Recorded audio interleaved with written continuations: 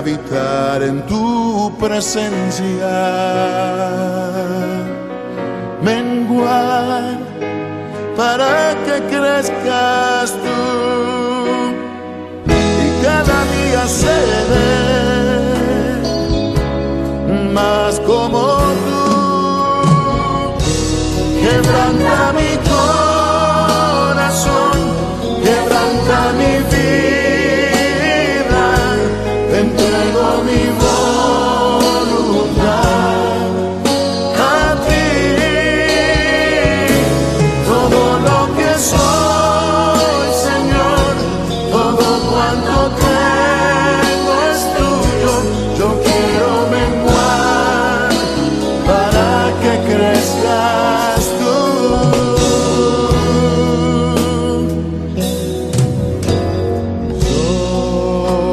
Yo quiero más de ti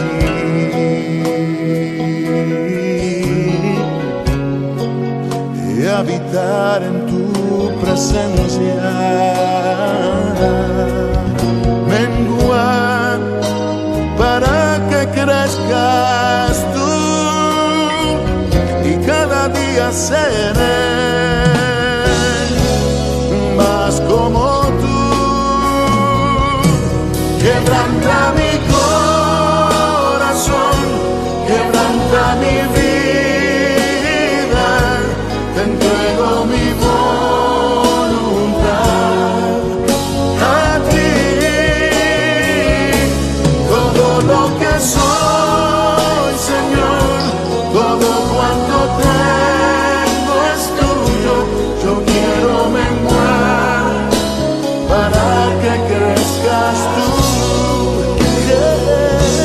Quebranta mi corazón, Quebranta mi vida, transfórmame entrego mi voz a ti, Señor, a ti. solo a ti.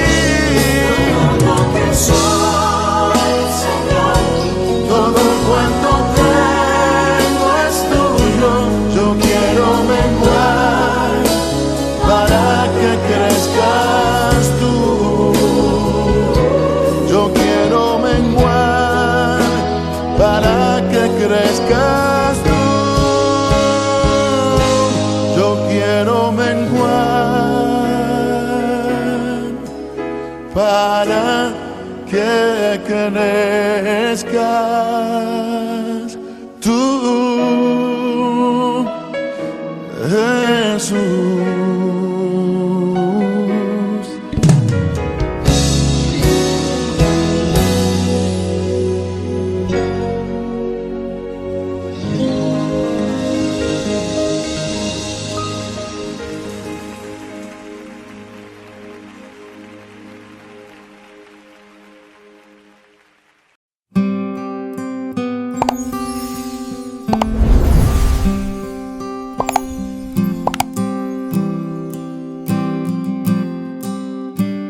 Capítulo 21. Como los repartimientos de las aguas, así está el corazón del rey en la mano de Jehová. A todo lo que quiere lo inclina. Todo camino del hombre es recto en su propia opinión, pero Jehová pesa los corazones. Hacer justicia y juicio es a Jehová más agradable que sacrificio. Altivez de ojos y orgullo de corazón y pensamiento de impíos son pecado. Los pensamientos del diligente ciertamente tienden a la abundancia, mas todo el que se apresura alocadamente, de cierto va a la pobreza. Amontonar tesoros con lengua mentirosa es aliento fugaz de aquellos que buscan la muerte. La rapiña de los impíos los destruirá por cuanto no quisieron hacer juicio. El camino del hombre perverso es torcido y extraño, mas los hechos del limpio son rectos. Mejor es vivir en un rincón del terrado que con mujer rencillosa en casa espaciosa.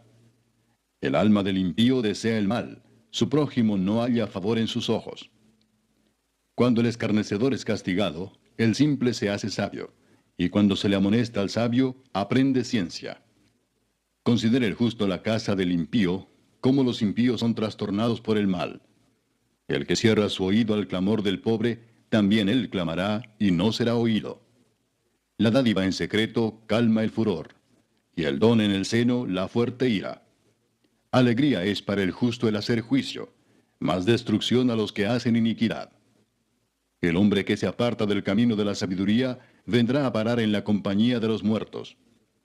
Hombre necesitado será el que ama el deleite, y el que ama el vino y los ungüentos no se enriquecerá.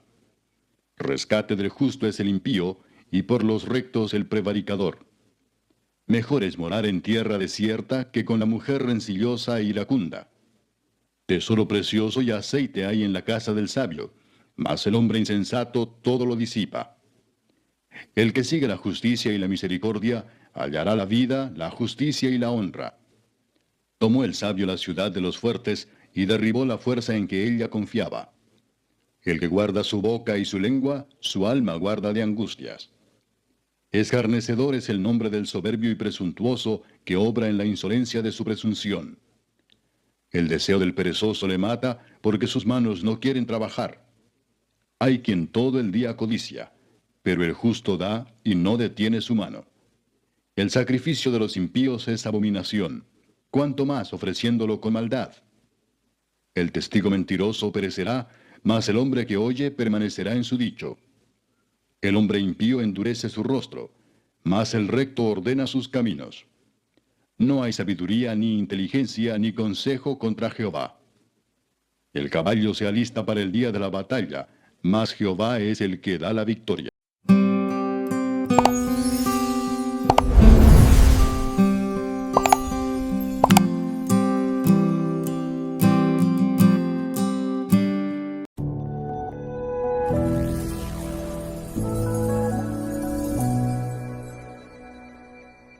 Hoy vamos a estudiar el capítulo 21 de Proverbios. Y mi esposa vio que había un proverbio ahí sobre la mujer y me dijo: te voy a acompañar para asegurarme que digas bien las cosas. Vamos a estudiar el libro de Proverbios, capítulo 21, continuando con esta serie sobre la sabiduría de Dios. Y vale la pena recordar, antes de entrar a nuestro capítulo de hoy, que Proverbios es el libro familiar por excelencia. Es un libro que fue escrito, de hecho, para los más pequeños. ¿Alguna vez te has tomado el tiempo de leerlo? Desde el primer capítulo, Salomón, su autor, establece el propósito de este libro, que es justamente darle sabiduría, discernimiento, inteligencia a los jóvenes, a los más pequeños. Y por eso es que este libro, algunos lo han descrito como un libro de grandes verdades en dichos pequeños, y que de hecho fue escrito para los más pequeños de la casa. Yo ayer estaba pensando en este formato de este libro, ¿no? Como en un capítulo ves distintos temas, ¿no? Ves distintos personajes y de alguna manera es, no sé, pensando en aquella época y en un niño intentando pues a encontrar un poco de diversión incluso, es un libro muy divertido de leer, ¿sabes? O sea, son los reels de la época, ¿no? Ves una cosa y luego ves otra y luego ves otra y luego ves otra y se te queda como grabado en la mente, ¿no? Este es el propósito de este libro. Desde el capítulo 1, verso 7, la Biblia nos dice allí que el principio de la sabiduría es el temor del Señor. Este es el gran tema de todo el libro, el hilo conductor o el propósito de todo el libro, enseñarnos qué es el temor del Señor. Y cuando comenzamos a leer este libro, descubrimos que el temor del Señor es una actitud que resulta de, como dice la Biblia, creer que Jehová es Dios, que Él nos hizo y no nosotros a nosotros mismos. Eso es el temor del Señor, una actitud que brota de creer que realmente hay un Dios, y que este Dios es perfecto, y que este Dios es bueno, y que este Dios es puro, y que nosotros vivimos la vida que Él creó, en el mundo que Él creó. Entonces, el temor de Dios es esta actitud que brota de reconocer que Dios es real.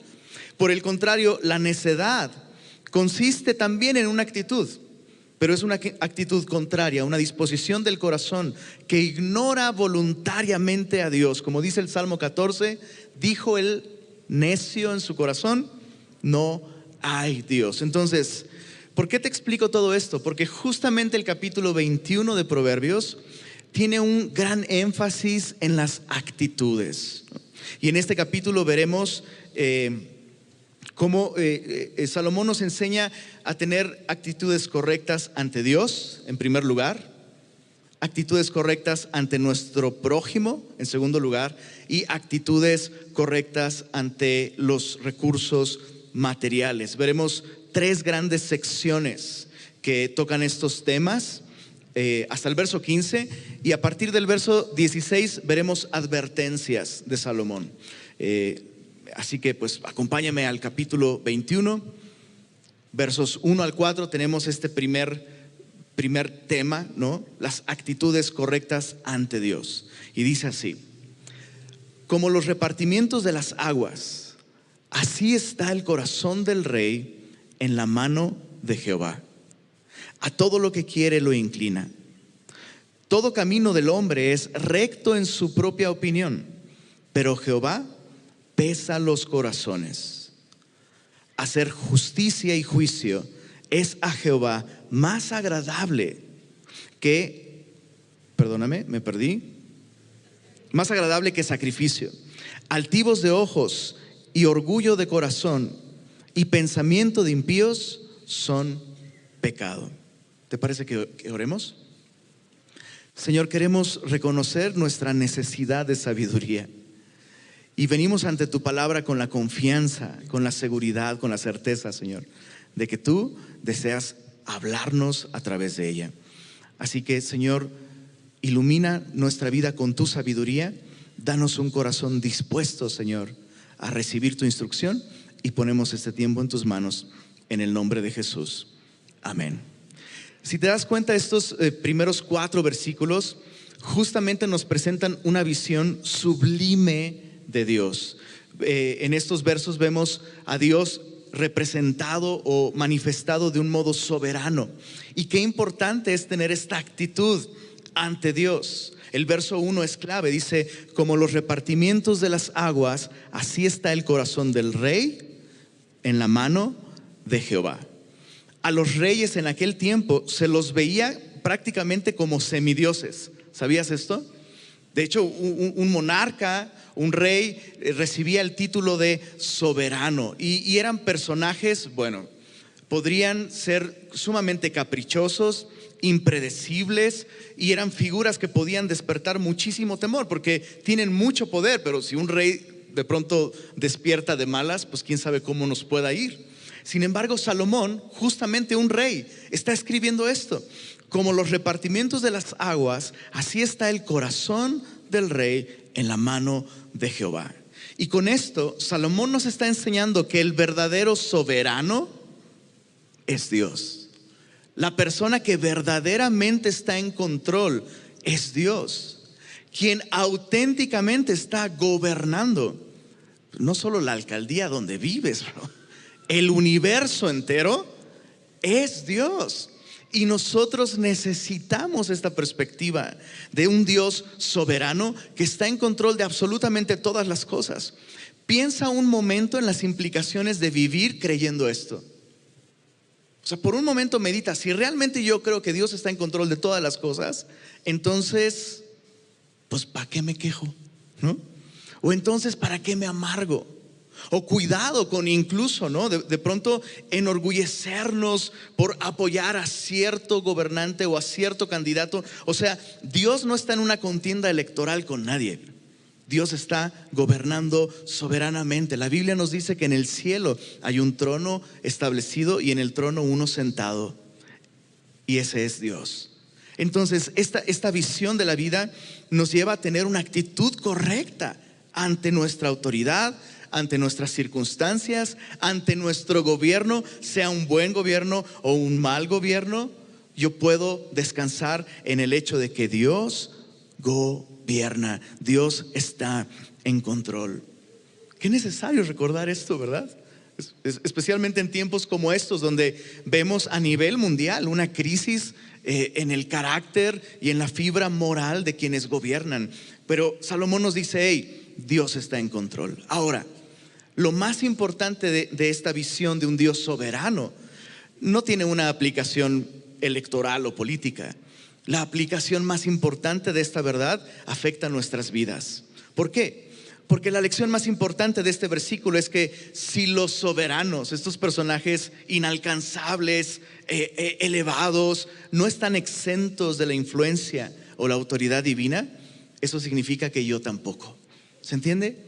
O sea, si Dios tiene el control y puede incluso influenciar en el corazón de un gobernante, eso significa que Dios puede gobernar en tu corazón también, que Dios puede influenciar en tu corazón también, que Dios puede guiar tanto como cambiar corazones.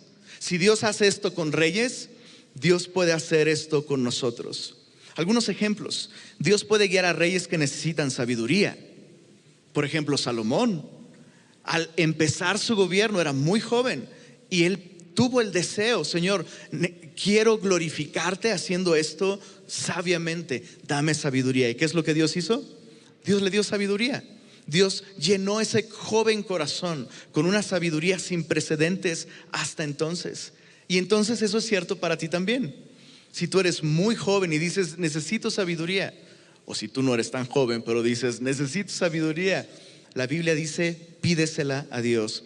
Dios te la puede dar. No es exclusivo de reyes. Puede guiar también a reyes, y lo vemos en la Biblia, sin violar su libertad, a contribuir a los planes de Dios, aunque ellos no estén a favor de los planes de Dios. ¿Se entendió lo que acabo de decir? Por ejemplo, Faraón. Faraón estaba en contra del plan de Dios de liberar a su pueblo de Egipto. Y Faraón endureció su corazón y Dios usó todo eso. Dios guió el corazón de Faraón en sus propias decisiones. No quiero hacerlo. Y Dios endureció su corazón y al final dejó ir a su pueblo. Dios estaba en control todo el tiempo. Pero lo más bello es que Dios puede transformar el corazón, no solo de los reyes, como el de Nabucodonosor. ¿Alguien recuerda esa historia? Se enalteció en su corazón y la Biblia nos dice que ese orgullo produjo en él un corazón como de bestia. Y después alzó sus ojos al cielo y justamente reconoció que Dios gobierna sobre la tierra. No él, sino Dios. Y la Biblia nos dice de un cambio increíble en su corazón. Su razón le fue devuelta y su corazón de bestia le fue cambiado a un corazón de hombre. Dios puede hacer esto con reyes y Dios puede hacer esto contigo el día de hoy. Dios lo que busca es justamente obrar en nuestro corazón. ¿Qué es lo que necesitamos entonces para recibir esta transformación en nuestro corazón? Para recibir sabiduría. Mira lo que dice el verso 2. Todo camino del hombre es recto en su propia opinión, pero Jehová pesa los corazones. Aquí hay una clave importantísima para que Dios traiga sabiduría a mi corazón. Y es reconocer que yo no siempre voy a estar bien.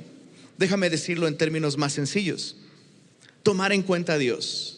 Otra vez, reconocer que vivo en un mundo en el que Dios gobierna y que Él siempre está en lo correcto, no yo. O sea, tenemos que evitar el síndrome del profesor Girafales, que dijo, ¿se acuerdan? Yo nunca me equivoco. Bueno, no, sí, una vez me equivoqué, pero me equivoqué porque pensé que me había equivocado y no era así. Y nosotros vivimos así, ¿no? Asumiendo que nosotros siempre tenemos la razón. Y ese es un gran estorbo. Esa actitud ignora que hay un Dios que lo sabe todo. Y entonces Salomón dice, hey, todo camino del hombre es recto en su propia opinión. Esa es nuestra tendencia. Pero tienes que aprender a vivir dejando que Dios sea quien pese tu corazón. Y eso es increíble. Eso es brutal. Porque aquí lo que Salomón está diciendo es que Dios no pesa las acciones solamente. Dios pesa los corazones. Dios pesa las motivaciones. Dios pesa las actitudes. Y esto es lo más sabio que tú y yo necesitamos aplicar para nuestra vida. Vivir sabiendo que Dios pesa no lo que hacemos, sino lo que somos. Es muy parecido a lo que dijo el apóstol Pablo. Te lo leo en 1 Corintios capítulo 4, versos 3 y 4. Pablo dijo: yo en muy poco tengo el ser juzgado por ustedes. Le está diciendo a la iglesia.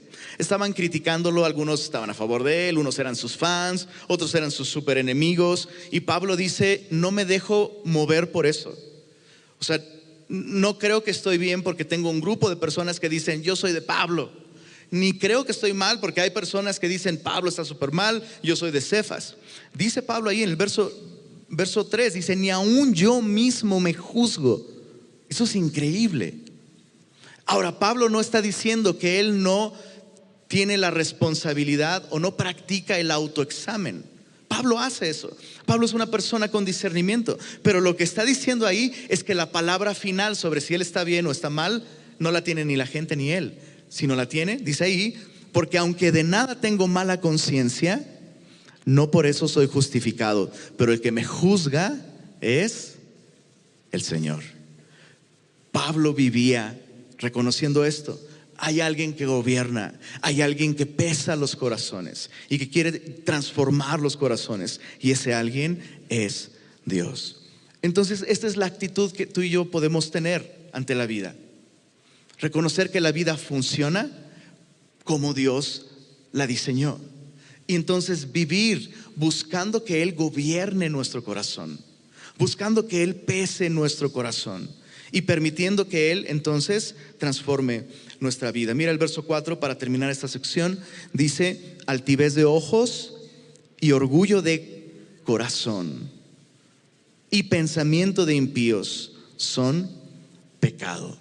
Es interesante porque en el verso 4 no se menciona ni una sola acción. O sea, nosotros definimos el pecado como cosas que se hacen, ¿no? Pero aquí no tenemos acciones, no tenemos actividades. ¿Qué es lo que tenemos en el verso 4? Actitudes, altivez de ojos, orgullo de corazón, pensamiento de impíos. Yo tengo una nota aquí y este es un buen ejercicio que te animo a que hagas con el libro de Proverbios. El libro de Proverbios tiene un enfoque muy enfático en el corazón.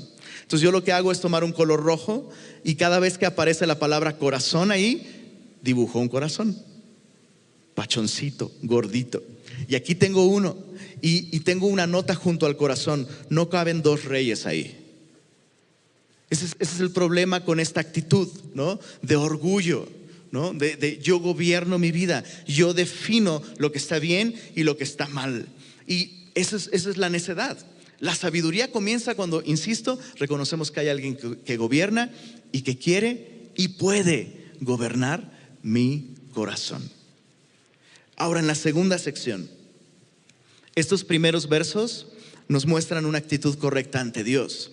Y qué importante comenzar así, porque nuestra actitud ante Dios va a determinar nuestra actitud ante todas las otras cosas.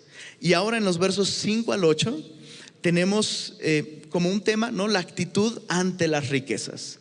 El sabio, aquel que teme a Dios, tiene una actitud específica ante las cosas de valor, ante las cosas materiales. Y dice desde el verso 5 al 8, vamos a leerlo. Los pensamientos del diligente ciertamente tienden a la abundancia, mas todo el que se apresura alocadamente, de cierto va a la pobreza. Amontonar tesoros con lengua mentirosa es aliento fugaz de aquellos que buscan la muerte. La rapiña de los impíos los destruirá, por cuanto no quisieron hacer juicio. El camino del hombre perverso es torcido y extraño, mas los hechos del limpio son rectos. Si te das cuenta, en cada versículo se menciona algún aspecto de riqueza o de bienes materiales y nos muestra justamente la actitud en contraste de el diligente o el sabio, en contraste con aquellos que impíos, que buscan obtener recursos sin importar su metodología. Y desde allí vemos una gran diferencia en la actitud del sabio con la del impío.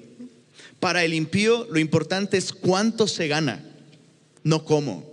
Pero para el justo, para el sabio, es importante el cómo. Es algo que no se puede desconectar de su relación con Dios. Su vida productiva, sus finanzas, son parte de la vida que Dios creó. Y a veces tenemos actitudes equivocadas, ¿no?, con respecto a lo financiero. Pensamos que es muy espiritual como ignorarlo, ¿no?, o como menospreciarlo, pero eso no es espiritual. O por otro lado, ¿no? Incluso hay personas que equiparan la prosperidad económica con la prosperidad espiritual, y tampoco. Entonces, una persona que teme a Dios es muy distinta a cualquiera de estas otras visiones, porque alguien sabio le da entonces a los recursos económicos su verdadero valor. Y mira desde el verso 5: los pensamientos del diligente ciertamente tienden a la abundancia, mas todo el que se apresura alocadamente, de cierto, va a la pobreza. Aquí vemos un contraste entre la prisa de aquel que le urge volverse rico, ¿no? Su afán es conseguir más. Cree que la vida consiste en la cantidad de bienes que logre acumular. Y por el contrario, el diligente piensa, planea, tiene un tiempo de planeación cuidadosa en lugar de apresurarse, ¿no? Justamente porque el tiempo vale, porque el esfuerzo vale, porque la inversión vale, no va a tomar decisiones precipitadas. ¿Se entiende el contraste? O sea, una persona sabia le da valor a su tiempo. O sea, Dios me ha dado vida, Dios me ha dado salud, Dios me ha dado dones, Dios me ha dado oportunidades. Entonces voy a trabajar bien, voy a hacer las cosas con cuidado, voy a planear, porque todo esto está lleno de valor, porque proviene de Dios, mi trabajo, mi carrera, en fin. Mientras que la persona impía solo está preocupada por conseguir más y no le importa cómo, y no le importan los métodos, y viven bajo esta filosofía de chicle y pega. Debe haber una mejor manera de vivir nuestra vida laboral o nuestros emprendimientos que chicle y pega. Y la Biblia nos lo muestra aquí. Los pensamientos del diligente, lo más probable es que lo lleven a tener triunfo, lo lleven a tener éxito, porque se toma el tiempo para pensar, para planear. Mira, ahora en el verso 6 al 8 tenemos este contraste, ¿no? El diligente piensa, pero el impío no le importa el método para conseguir riqueza. Dice el verso 6: amontonar tesoros con lengua mentirosa es aliento fugaz de aquellos que buscan la muerte. La rapiña de los impíos los destruirá. Rapiña es lo que le quitas a los muertos, y la idea es que es una persona que hace violencia para conseguir remuneración.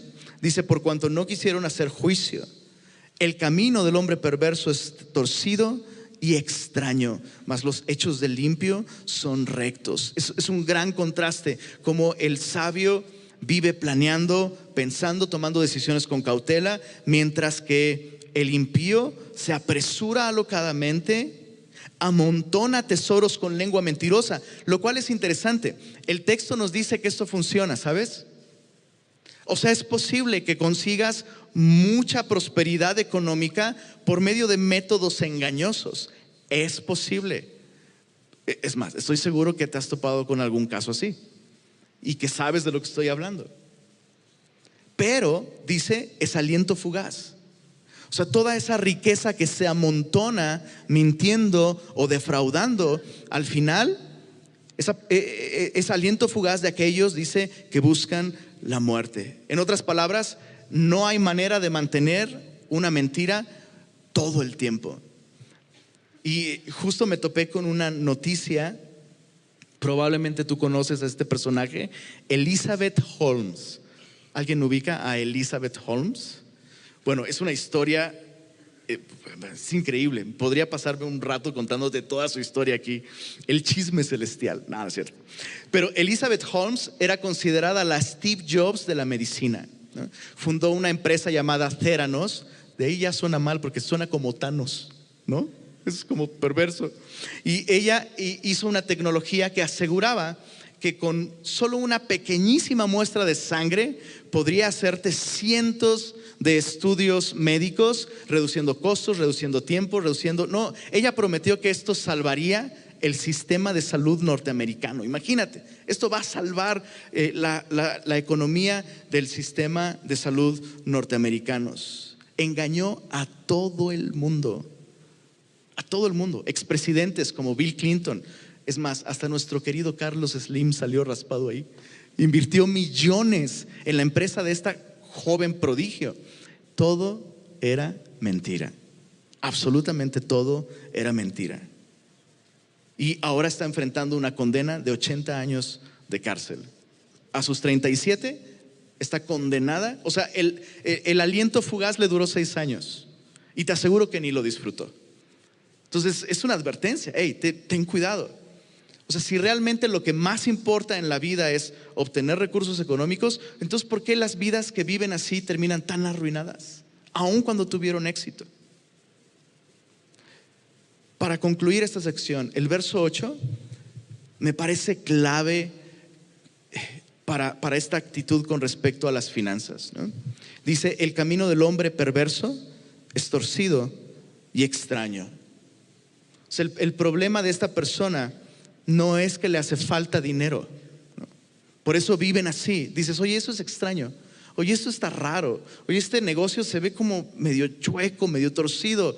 Pues sí, porque esta persona está siendo gobernada por la avaricia, mas los hechos del limpio son rectos. En palabras del apóstol Pablo, Pablo dijo en Primera de Timoteo, capítulo 6, Primera de Timoteo, capítulo 6, desde el verso 6, dice así: pero gran ganancia es la piedad acompañada de contentamiento.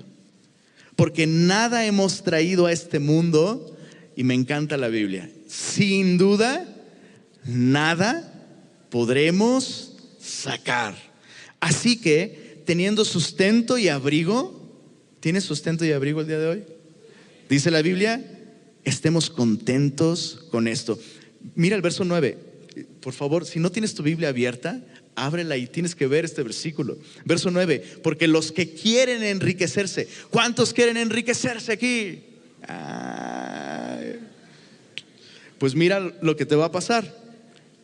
Dice, caen en tentación y lazo y en muchas codicias necias que hunden a los hombres en destrucción y perdición.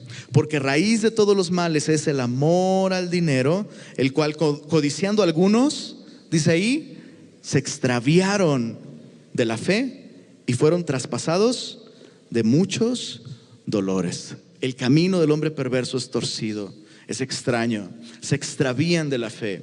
Pero el proceder del recto, el proceder del justo es recto, ¿no? Permanece en esta actitud de gratitud ante Dios, de confianza ante Dios, de temor ante Dios. No importa cuánto, sino cómo se consiguen las cosas, ¿no? Dios va a cuidar de mis necesidades. Dios va a suplir todas mis necesidades y yo puedo vivir con esta confianza. Muy bien, a partir del verso 9, regresando a Proverbios 21, tenemos la actitud ante el prójimo, ¿no? Vimos primero nuestra actitud ante Dios. Debe ser la actitud de alguien que reconoce que hay un Dios que gobierna sobre todas las cosas, gobierna sobre reyes, pero más importante, quiere gobernar mi corazón. Lo segundo, la actitud ante los bienes materiales. Una vez más, hay un Dios que cuida de mí. Entonces, este Dios me ha dado dones, me ha dado habilidades, me ha dado capacidades, oportunidades. Debo ser diligente con eso, pero mi meta no debe ser hacerme rico. Si Dios quiere, eso puede estar dentro de su voluntad, pero esa no debe ser la motivación de mi corazón, sino agradarlo a Él. Y ahora, en los versos 9 al 15, tenemos la actitud sabia ante el prójimo. Dice el verso 9: mejor es vivir en un rincón del terrado que con mujer rencillosa. Sin comentarios. Verso 10. No es cierto. Y los esposos están ahí. Por favor, ya quiero que llegue este versículo. Donde vivo no hay terraza, por favor sálvenme. No es cierto. Mejor es vivir en un rincón del terrado que con mujer rencillosa. Dejemos en claro esto. Hay rencillosos en versión femenina y versión masculina, ¿verdad que sí? O sea, de los dos hay. Pero aquí dice la mujer, ¿no? Aquí específicamente está advirtiendo sobre la esposa que vive un estilo de vida de constantes rencillas, ¿no? Y Salomón sabe de lo que estaba hablando. Imagínate, Salomón tuvo 700 esposas, bro. Y además no le faltaban palacios. O sea, tenía casa espaciosa. ¿Se entiende lo que estoy diciendo? Y aún así su conclusión es, hijo, mano, una mujer rencillosa. Bueno, empecemos por el hombre primero, porque pues, el hombre es responsable. Para el hombre, el consejo aquí, para el hombre es, huye mientras puedas. No, no es cierto. No, claro que no, es broma. No caigas en la trampa, escucha esto, hombre, no caigas en la trampa de pensar que la casa, o sea, el edificio donde vives, el trabajo, el auto o las cosas son lo más importante. Como hombres, creo que vivimos en una cultura que nos ha reducido nuestra visión de, pues yo lo que tengo que hacer es llevar dinero a la casa, ¿no? Y la casa está chida, ¿no? Y ya te compré troca o ya te compré auto o lo que sea, ¿no? Yo, o sea, vengo de Monterrey. ¿Cómo te lo explico? Los hombres son máquinas de trabajar. Literalmente son máquinas de trabajar. Y su misión en la vida es tener la casa más grande. O sea, está impresionante, impresionante. Y en vivir este estilo de vida se descuida lo verdaderamente valioso de la familia, que no es la casa. Hombre, no es tu nuevo jersey de tu partido, de tu equipo de fútbol, no es tu auto. El bien más grande que Dios ha puesto en tus manos es tu esposa. Y si la tienes ahí junto a ti, abrázala y dale un beso, te doy chance, bro. Sugerencia pastoral. Se permite. Bueno, ya, nada más un besito. Ya. Esta es la actitud correcta ante la vida. Lo más importante no son las cosas. Tu gran logro no será la nueva casa, bro. Tu gran logro será hacer feliz a tu esposa. Invierte en eso. Edifica eso, edifica su carácter, edifica tu relación con ella. O sea, si es rencillosa, es tu esposa, bro. Es tu responsabilidad y tu oportunidad de morir, de servir, de reflejar a Cristo y de invertir en ella. Hazla feliz, bro. No, pero es que solo Dios hace al hombre feliz, como dice él. O sea, sí, pero se entiende lo que estoy diciendo, ¿verdad? ¿Sí se entiende o no se entiende? ¿Sí? Hazla feliz. Hay cosas que tú puedes hacer. Ahora, yo vi a las espositas muy risueñas en esta parte. Vamos con las espositas. Si tú sabes que luchas con tu temperamento y actitudes, o sea, si tú reconoces, ¿sabes qué? Sí tengo un problema. O sea, me encanta discutir. ¿Has conocido personas que no disfrutan una comida si no se enchilan hasta llorar? Dices, oye, esto es tortura. Bueno, hay personas que así disfrutan la vida, bro.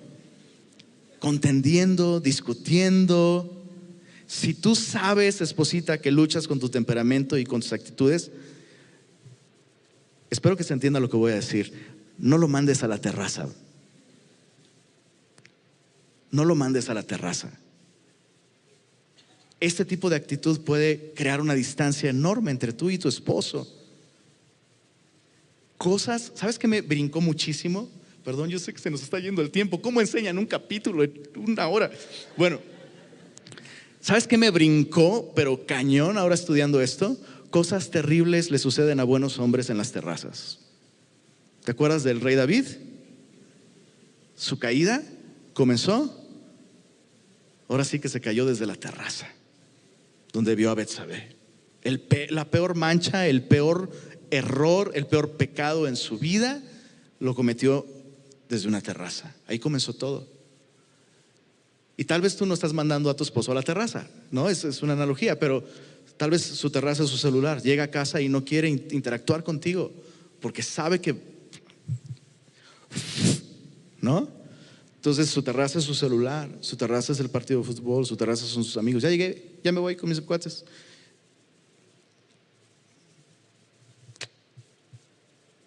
Tensión absoluta. Recuerdo, yo no tengo ese problema, yo no tengo terraza donde vivo. Gracias a Dios. No, pero mi esposita en momentos de mucha vulnerabilidad me ha dicho, me ha pedido perdón. A veces me ha pedido perdón mi esposita. Perdóname, es que he andado como difícil, yo sé. Y luego me dice, tengo muy grabadas las palabras que Tere nos dijo en un discipulado. Tere, la esposa del pastor. Dice, la esposa pone, eso es lo que me dijo mi esposa que Tere le dijo. Mi esposa, la esposa pone la temperatura en la casa. O sea, como ella actúa, como ella tiene la capacidad de influenciar en el hogar e influir con un estado de ánimo específico, ¿no? Y Teresita, gracias. Me ahorraste la terraza. Pero ese es el punto, podemos hacer algo. Bueno, vamos a seguir avanzando. Verso 10, el alma del impío desea el mal. Su prójimo no halla favor en sus ojos. Esto es parte de nuestra relación con el prójimo. No le puedes pedir peras al olmo. Este verso, el verso 10, es una advertencia. Nunca encontrarás buena voluntad en el impío. Entonces es una mala idea esperar favor o misericordia de parte del impío, porque lo que él desea es el mal. Entonces, tener ese discernimiento para no poner esperanzas o no esperar ciertas cosas de ciertas personas. Verso 10, el alma del impío, verso 11, cuando el escarnecedor es castigado, el simple se hace sabio. Y cuando se le amonesta al sabio, aprende ciencia. ¿Cuál es nuestra actitud ante las personas que nos amonestan? O sea, aquí lo que el verso 11 nos muestra es que al escarnecedor no le ayuda el castigo. El simple se hace sabio cuando llega castigo en el escarnecedor, pero el sabio aprende con una amonestación. O sea, el sabio solo necesita una conversación, una observación. El sabio no espera a que haya consecuencias para aprender, porque está dispuesto a recibir una exhortación, un consejo de parte de alguien más. Entonces, ¿cómo aprendemos tú y yo? Eso es muy importante. ¿Qué necesidad? Como decía Juan Gabriel, ¿para qué tanto problema? ¿No?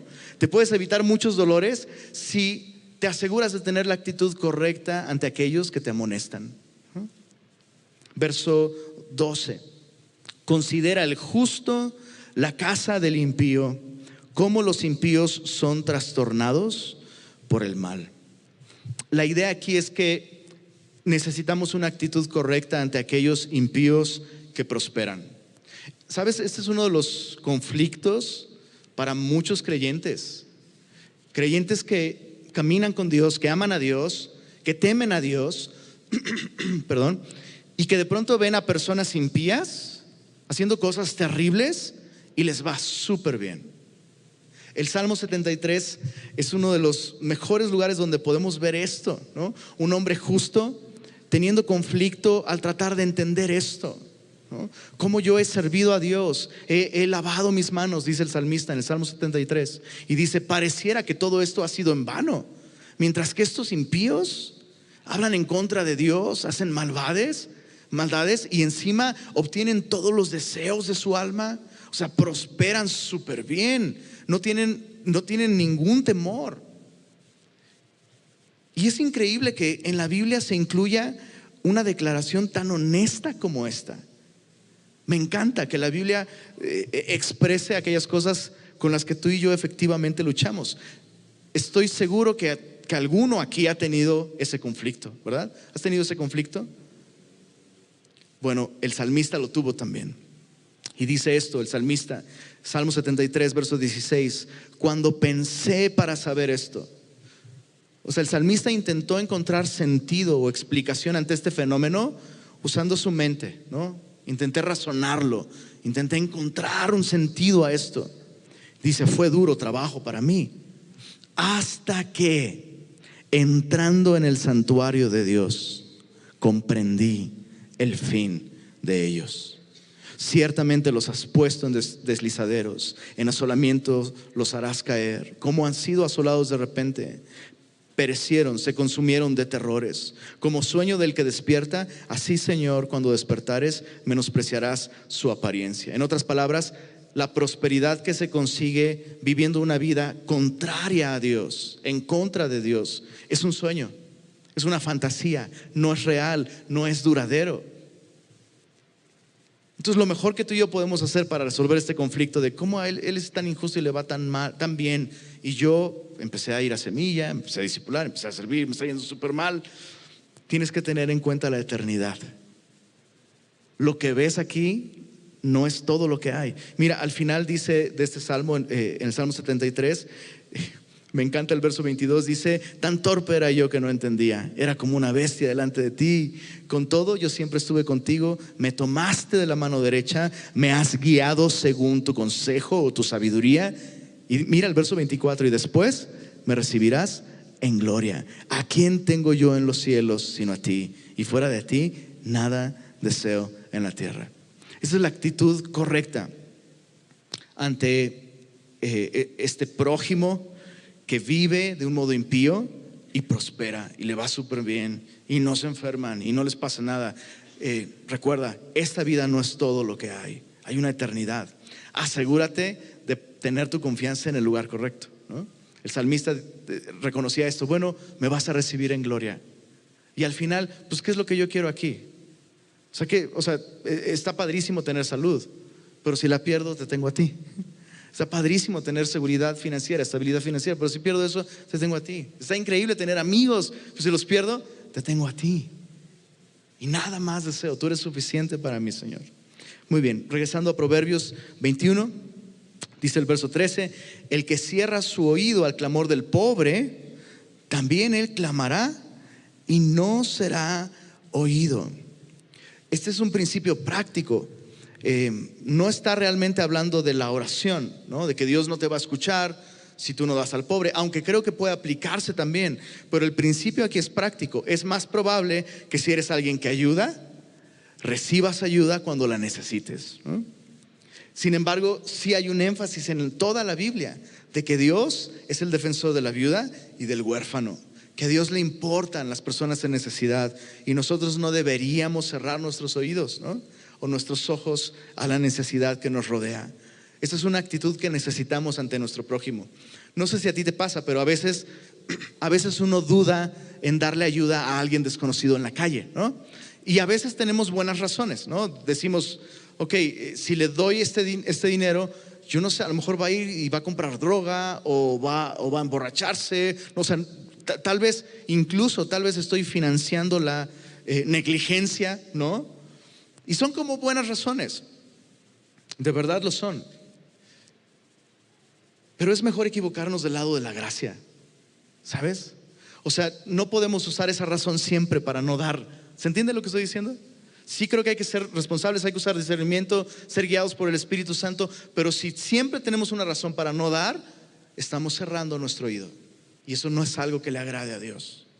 Dice el verso 14: la dádiva en secreto calma el furor, y el don en el seno la fuerte ira. Algunos consideran que no está hablando del soborno aquí. Las opiniones de los eruditos están divididas, pero algunos consideran que aquí no está hablando del soborno, sino de un uso adecuado de la generosidad con una actitud piadosa. Y sabes, lo lees y es un poco como oscuro, ¿no? La dádiva en secreto calma el furor, el don en el seno la fuerte ira. Pareciera como que es algo que no debiera hacerse, como en lo oscurito, como no. Y me recordó una parábola de Jesús sobre un siervo malvado. La única parábola controversial de Jesús en la que toma una persona mala y la pone como un buen ejemplo. Eso es muy interesante. En Lucas capítulo 16, puedes leerlo en casa. La historia es que un mayordomo hizo mal uso de los recursos de su amo, y su amo le dice: ¿qué estás haciendo? Necesito que me entregues la mayordomía, ya no vas a seguir trabajando para mí. Y entonces este hombre dice: pues ¿qué voy a hacer? No, trabajar, no sé, pedir dinero me da pena. Ya sé, voy a llamar a todos aquellos a los que le deben a mi amo, y les voy a hacer una retocada a sus números para que deban menos.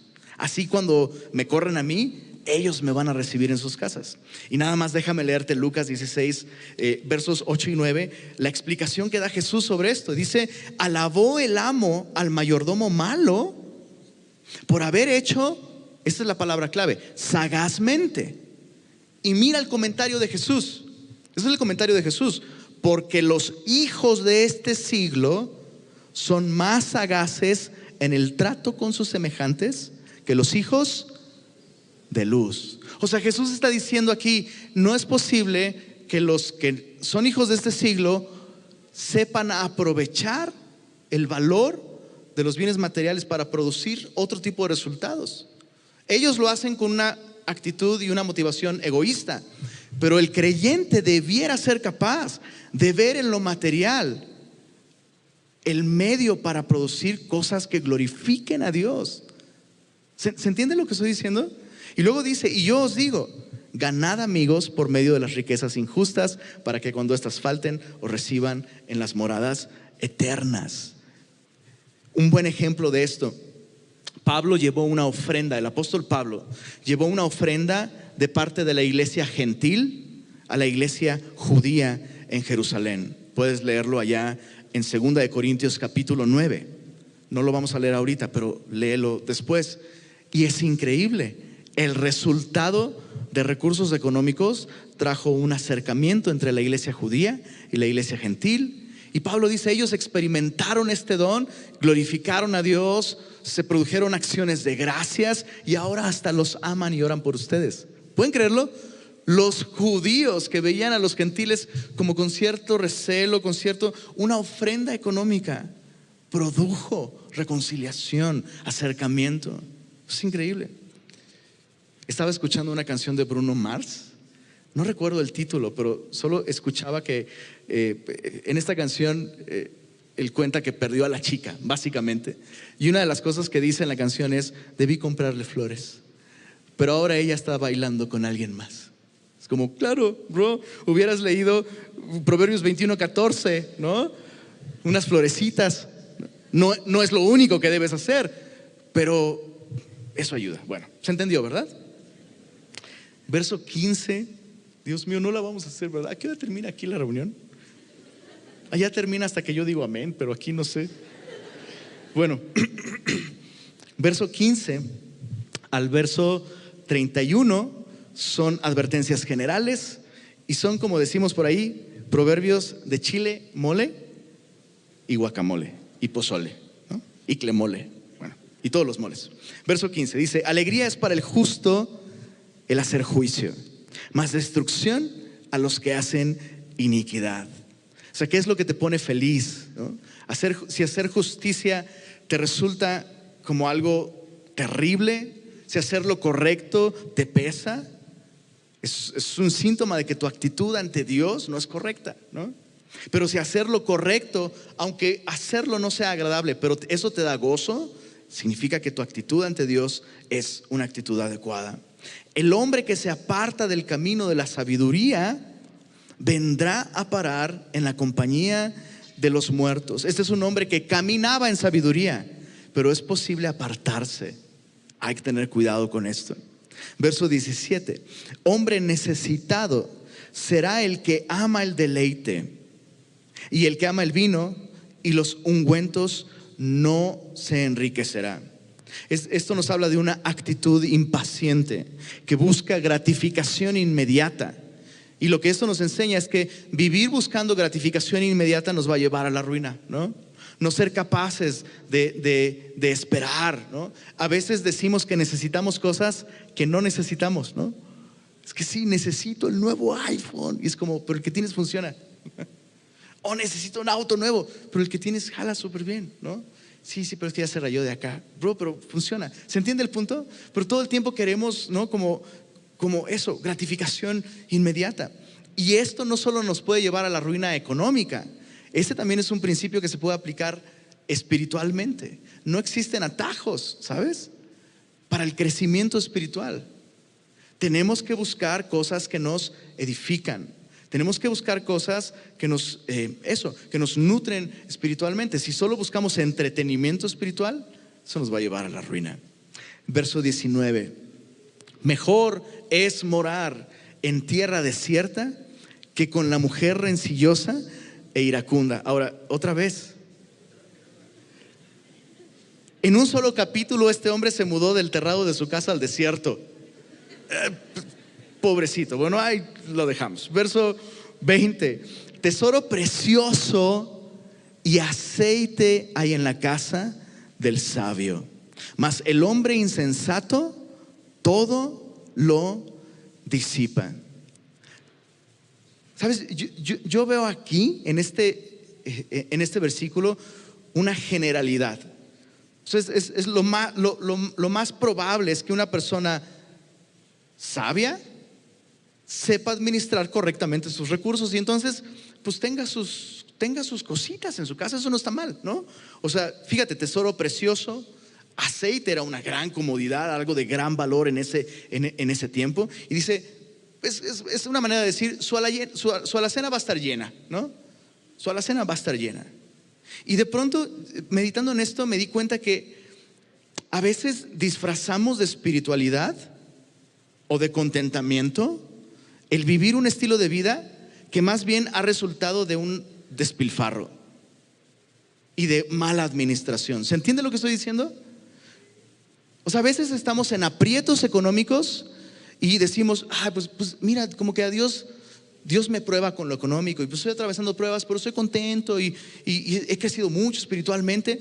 Y en algunos casos no es una prueba, en algunos casos no es contentamiento, en algunos casos has usado mal tus finanzas. Y si hicieras cuentas, podrías vivir un mejor estilo de vida, pero escucha esto, no para tu propia gratificación, sino para glorificar a Dios con nuestros recursos. Lo que quiero decir, y lo voy a decir del modo más claro posible, tu dinero no es tu dinero. Mi dinero no es mi dinero. Vivimos en el mundo de Dios y el dueño de todas las cosas es Dios. Entonces, ¿cómo debes administrar tus recursos si realmente crees que lo que está en tu bolsillo no te pertenece a ti? Creo que vivir de esta manera te va a llevar a un estilo de vida que puede glorificar a Dios a través de una buena administración. Chicos, yo soy el primero que necesita aprender sobre esto. El primero. Mira lo que dice, acompáñame a 2 Corintios rápido, capítulo 9, verso 8. Poderoso es Dios para hacer que abunde en vosotros toda gracia, a fin de que teniendo en todas las cosas, escucha esto, todo lo suficiente, abundéis para toda buena obra. Mateo 6:33, buscad primeramente el reino de Dios y su justicia y ¿cuántas? Todas las cosas que necesitas te serán añadidas. Entonces, aguas con estar en aprietos financieros toda la vida y decir, pues es que así quiere Dios que yo viva.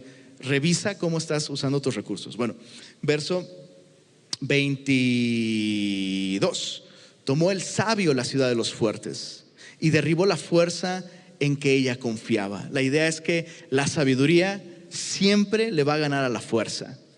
El que guarda su boca y su lengua, su alma guarda de angustias. Es lo que yo llamo, bueno, hasta Depeche Mode tenía una canción, Enjoy the Silence, ¿no? Disfruta el silencio. Y una parte de la canción decía, las palabras solo pueden hacer daño, lo cual es una mentira. Las palabras pueden edificar también, pero hasta estos cuates dicen, oye, es más prudente a veces guardar silencio. Se da el efecto pasta dental. ¿Te ha pasado con la pasta dental? Que sacas más de lo que necesitas, pero pues ya salió, bro. ¿Cómo la regresas? No se puede. Y nos ha pasado lo mismo con nuestro habla, ¿no? Y lo dices, pues ya lo dije, pues ¿cómo lo regreso? Entonces, pues habla poco, ¿no? Nomás lo necesario para la justa edificación o la necesaria edificación de los oyentes. Verso 24. Escarnecedor es el nombre del soberbio y presuntuoso que obra en la insolencia de su presunción. La idea aquí es que aquella persona presuntuosa, insolente, es decir, que actúa constantemente de un modo ofensivo a otros, es un escarnecedor. Y dice, ese es su nombre. Y recuerda que en la Biblia el nombre es básicamente un sinónimo de carácter o naturaleza. Eso es lo que él es. El problema no es que Él actúa de esa manera, el problema es que Él es escarnecedor. Verso 25 y 26 tienen una misma idea. El deseo del perezoso le mata, porque sus manos no quieren trabajar. Hay quien todo el día codicia. Y la idea en algunas traducciones es que se sigue hablando de este perezoso, que no quiere trabajar, pero todo el día está codiciando. Verso 26, pero el justo da y no detiene su mano. Entonces, vivir una vida centrada en nosotros mismos nos va a llevar a una actitud de codicia, porque estamos centrados en nosotros mismos, lo que nos gustaría, lo que quisiéramos. Pero el justo vive una vida centrada en otros, ¿no? Está pensando qué es lo que puede dar, qué es lo que puede aportar, de qué manera puede servir. Verso 27. El sacrificio de los impíos es abominación, cuanto más ofreciéndolo con maldad. Y una vez más, Dios lo que quiere no es el sacrificio, sino quiere el corazón de la persona, ¿verdad? No podemos sobornar a Dios con sacrificios. Nuestros sacrificios tendrán significado si hay una relación adecuada con Él. Verso 28.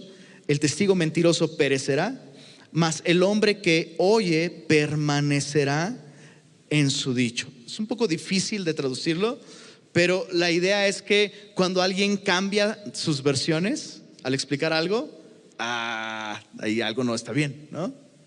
Porque sí, dices una mentira y luego tienes que decir otra mentira para sostener la primera, ¿no? Pero el hombre que permanece en su dicho, no, pues pasó esto, punto, listo.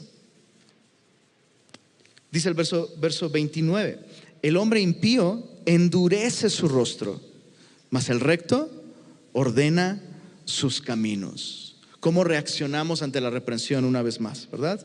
El hombre recto va a estar dispuesto a reconocer, necesito cambiar cosas. Versos 30 y 31. No hay sabiduría, ni inteligencia, ni consejo contra Jehová. El caballo se alista para el día de la batalla, mas Jehová es el que da la victoria. Me presentan estos últimos dos versículos una vez más un recordatorio de que Dios está en control de todas las cosas.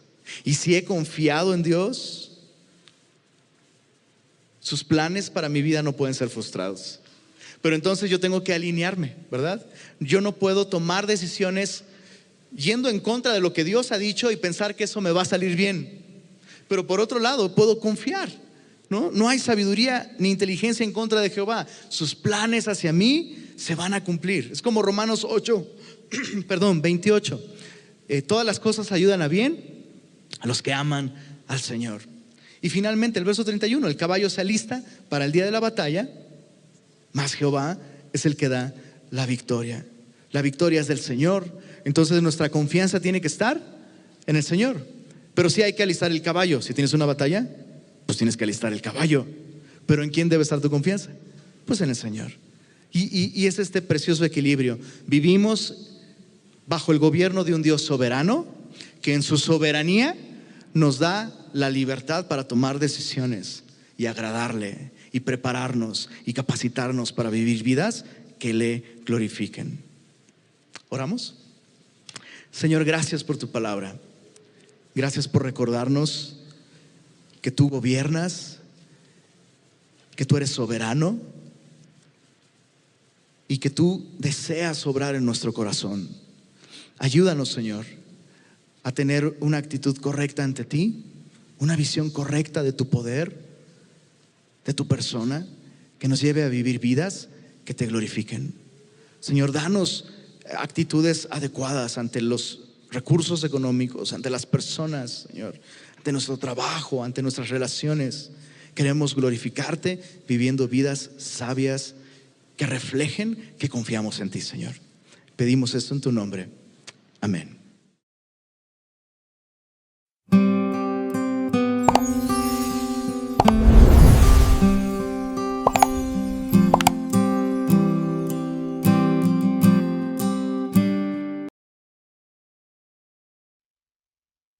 El libro de Ruth es una brillante obra de arte teológica y nos invita a reflexionar en la pregunta: ¿cómo está Dios involucrado en las alegrías y sufrimientos de nuestra vida diaria?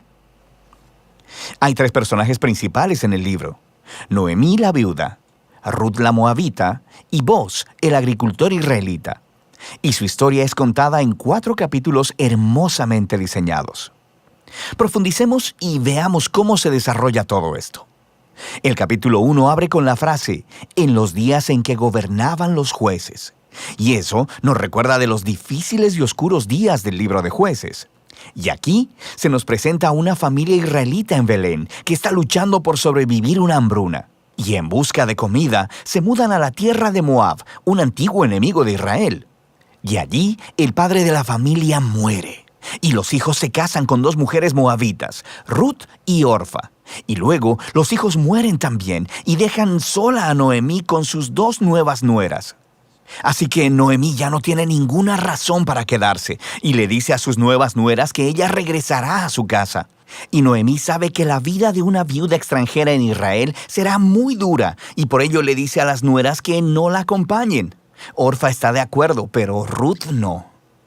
Ella muestra una lealtad increíble hacia Noemí y dice, a donde quiera que tú vayas yo iré también. Tu pueblo será mi pueblo y tu Dios será mi Dios. Así que las 2 regresan juntas a Israel. Y el capítulo concluye con que Noemí cambia su nombre a Mara, que significa amarga en hebreo. Y ella se lamenta de su trágico destino. El capítulo 2 comienza con Noemí y Ruth hablando acerca de dónde encontrarán comida. Y resulta que es el inicio de la cosecha de la cebada.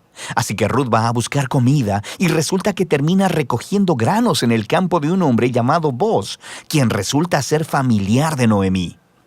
Se nos dice que Boaz es un hombre de carácter noble y Ruth le llama la atención a él. Así que después de conocer un poco más de su historia, él muestra una generosidad increíble para con ella. Él hace arreglos especiales para que la inmigrante Ruth pueda recoger granos en su campo. Y al hacerlo, Boaz está de hecho obedeciendo un mandamiento explícito de la Torá: mostrar generosidad al inmigrante y al pobre. Boaz está tan impresionado por la lealtad de Ruth a Noemí que ora para que Dios la recompense por su valentía. Así que Ruth vuelve a casa ese día y Noemí se entera de que ella conoció a Boaz y está muy emocionada.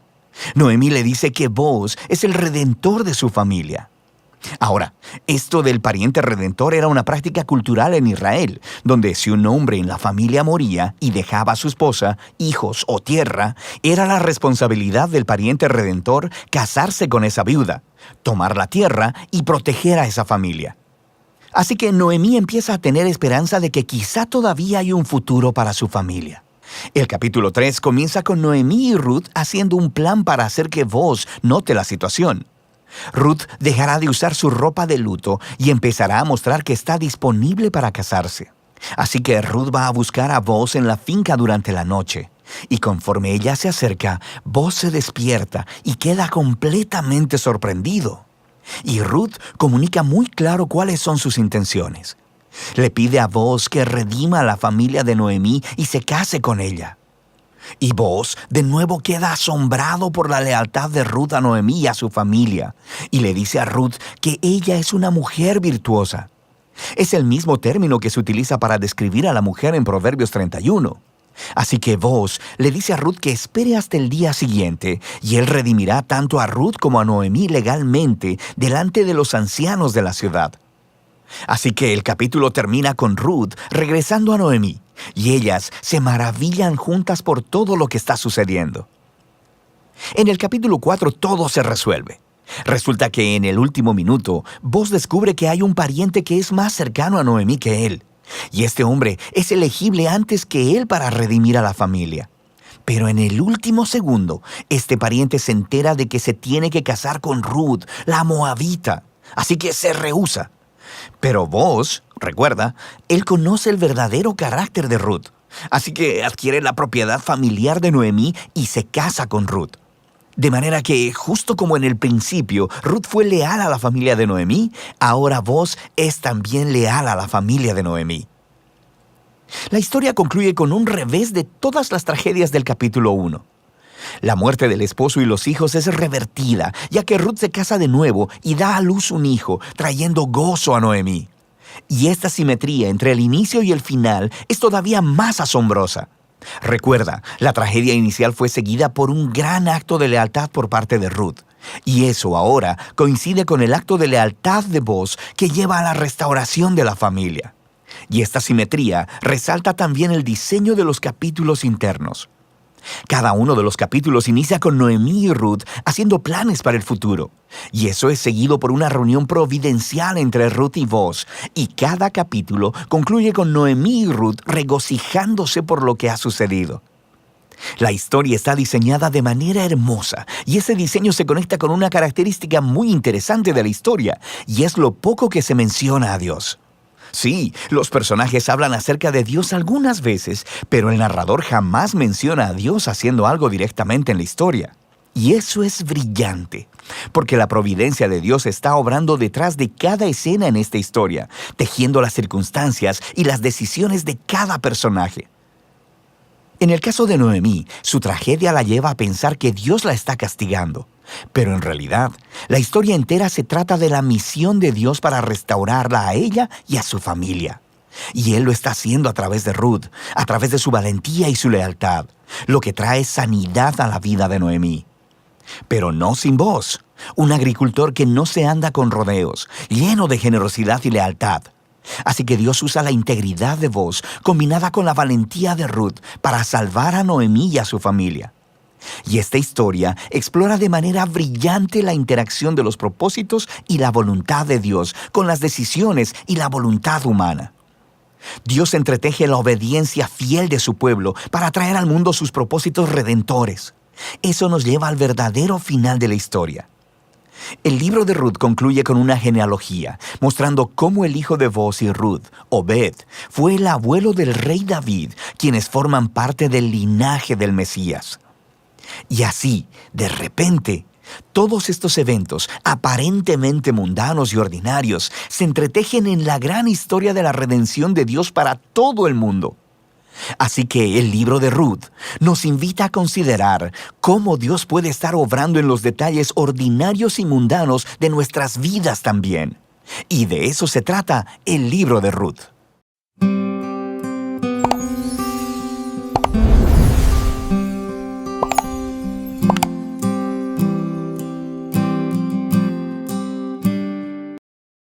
El libro de Ruth, capítulo 1. En los días en que los jueces gobernaban Israel, un hambre severa azotó la tierra. Por eso, un hombre de Belén de Judá dejó su casa y se fue a vivir a la tierra de Moab, junto con su esposa y sus 2 hijos. El hombre se llamaba Elimelec, y el nombre de su esposa era Noemí. Sus 2 hijos se llamaban Mahalón y Kelión. Eran efrateos de Belén, en la tierra de Judá. Así que cuando llegaron a Moab, se establecieron allí. Tiempo después, murió Elimelec, y Noemí quedó sola con sus 2 hijos. Ellos se casaron con mujeres moabitas. Uno se casó con una mujer llamada Orfa, y el otro con una mujer llamada Ruth. Pero unos 10 años después, murieron tanto Mahalón como Kelión. Entonces, Noemí quedó sola, sin sus 2 hijos y sin su esposo. Estando en Moab, Noemí se enteró de que el Señor había bendecido a su pueblo en Judá al volver a darle buenas cosechas. Entonces Noemí y sus nueras se prepararon para salir de Moab y regresar a su tierra natal. Acompañada por sus 2 nueras, partió del lugar donde vivía y tomó el camino que las llevaría de regreso a Judá. Sin embargo, ya puestas en camino, Noemí les dijo a sus 2 nueras: Vuelva cada una a casa de su madre, y que el Señor las recompense por la bondad que mostraron a sus esposos y a mí. Que el Señor las bendiga con la seguridad de un nuevo matrimonio. Entonces les dio un beso de despedida y todas se echaron a llorar desconsoladas. ¡No! Queremos ir contigo a tu pueblo. ¡Queremos ir contigo a tu pueblo! Pero Noemí respondió: ¿Por qué habrían de continuar conmigo? ¿Acaso puedo tener más hijos que crezcan y sean sus esposos? No, hijas mías. Regresen a la casa de sus padres, porque ya soy demasiado vieja para volverme a casar. Aunque fuera posible, y me casara esta misma noche, y tuviera hijos varones, ¿entonces qué?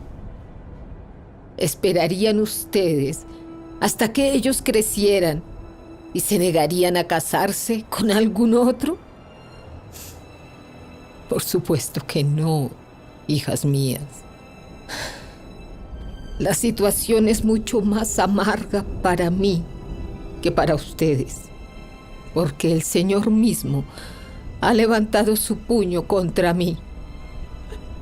Entonces volvieron a llorar juntas, y Orfa se despidió de su suegra con un beso, pero Ruth se aferró con firmeza a Noemí. Mira, tu cuñada regresó a su pueblo y a sus dioses. Tú deberías hacer lo mismo. Pero Ruth respondió: No me pidas que te deje y regrese a mi pueblo. A donde tú vayas, yo iré. Donde quiera que tú vivas, yo viviré. Tu pueblo será mi pueblo y tu Dios será mi Dios. Donde tú mueras, allí moriré y allí me enterrarán. Que el Señor me castigue severamente si permito que algo nos separe aparte de la muerte. Cuando Noemí vio que Ruth estaba decidida a irse con ella, no insistió más. De modo que las dos siguieron el viaje. Cuando entraron a Belén, todo el pueblo se conmocionó por causa de su llegada. ¿De verdad es Noemí? ¿De verdad es Noemí? No me llamen Noemí, más bien llámenme Mara, porque el Todopoderoso me ha hecho la vida muy amarga. Me fui llena, pero el Señor me ha traído vacía a casa. ¿Por qué llamarme Noemí cuando el Señor me ha hecho sufrir y el Todopoderoso ha enviado semejante tragedia sobre mí? Así que Noemí regresó de Moab acompañada de su nuera Ruth, la joven moabita. Llegaron a Belén a fines de la primavera, al comienzo de la cosecha de la cebada.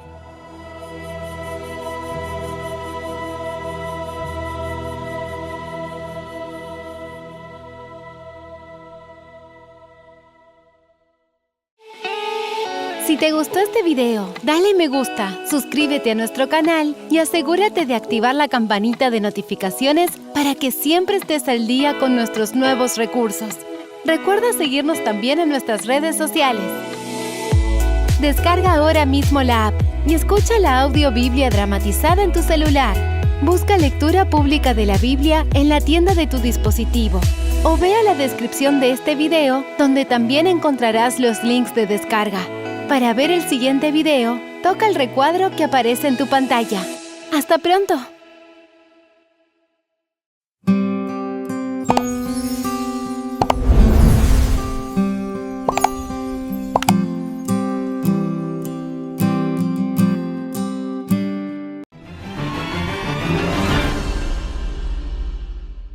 Hoy, en nuestro capítulo explicativo, en nuestro recorrido diario por las Sagradas Escrituras, iniciamos el libro de Ruth, un libro que está contextualizado en el tiempo de los jueces. Jueces que ya en 21 capítulos analizamos, vimos cómo era el contexto social, vimos cómo era la degradación moral, tanto dentro del pueblo de Israel como en sus alrededores.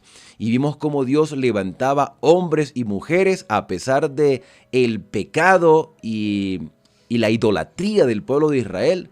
Dios levantaba jueces que les ayudaban a ser liberados de la opresión de aquellos que llegaban de otros lugares para afectar al pueblo de Israel. Dios también reprendió a Israel durante ese tiempo de los jueces. No había rey en el pueblo y cada quien hacía lo que bien le parecía.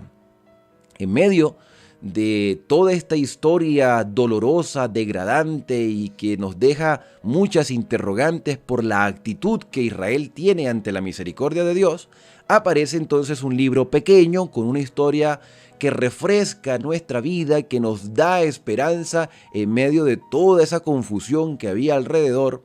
El libro de Ruth, un libro de apenas 4 capítulos que muestra el amor de Dios hacia sus hijos, cuya temática principal es la redención, el rescate. El capítulo comienza diciendo: en los días en que gobernaban los jueces, que ya entendemos cómo es el contexto, hubo hambre en la tierra. Dios había prometido que su pueblo no pasaría necesidad, siempre y cuando ellos se mantuviesen fieles. Pero como el libro de Jueces muestra la infidelidad de Israel constantemente, entonces se sufren las consecuencias.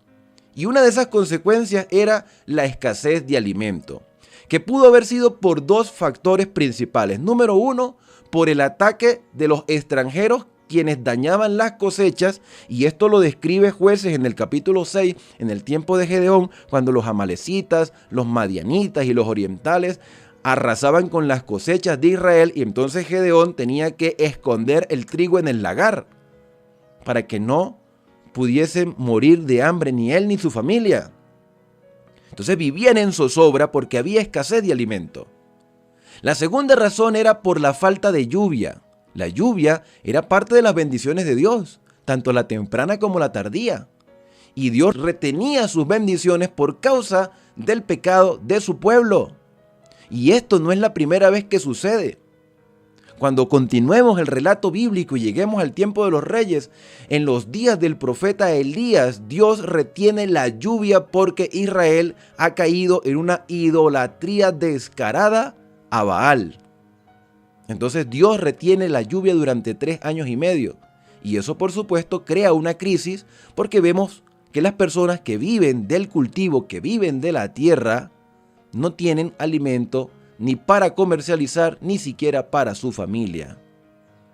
Y en este contexto del libro de Ruth se describe que hubo hambre en la tierra. Y al haber hambre, empieza entonces las personas a buscar solución al problema alimenticio. Y una de esas soluciones es migrar a otros lugares. Y eso en la actualidad se maneja de la misma manera. Cuando hay crisis en un país, en una nación, en un sector, las familias tienden a buscar mejoras, y una de esas maneras de conseguir las mejoras es migrando a otros lugares. Un hombre de Belén de Judá fue a vivir a los campos de Moab. Para solucionar el problema del hambre, prefirió irse a la tierra extranjera, a un lugar donde no se adoraba a Dios. No tuvo que haber sido fácil la decisión de este hombre migrar a la tierra de Moab, a la tierra extranjera donde se practicaba la idolatría. No se fue solo, se fue con su esposa y se fue con sus 2 hijos, así que esa era toda su familia directa, su esposa y 2 hijos. Este hombre se llamaba Elimelec. Su nombre traduce Dios es mi rey, y su esposa era Noemí. Noemí traduce dulzura. Así que estas personas, por ende, indican a través de sus nombres que eran espirituales, que eran personas que confiaban en Dios. Dios es mi rey, dulzura. Venían de una familia de Belén de Judá, instruidos en las enseñanzas de Moisés. Tenían 2 hijos. Lo curioso de estos 2 hijos, Malón y Kelión, es sus nombres, porque traducidos al español sería como enfermizo, y algo así como triste, enfermizo, adolorido. No sabemos si estos eran los nombres reales o eran seudónimos por su condición física.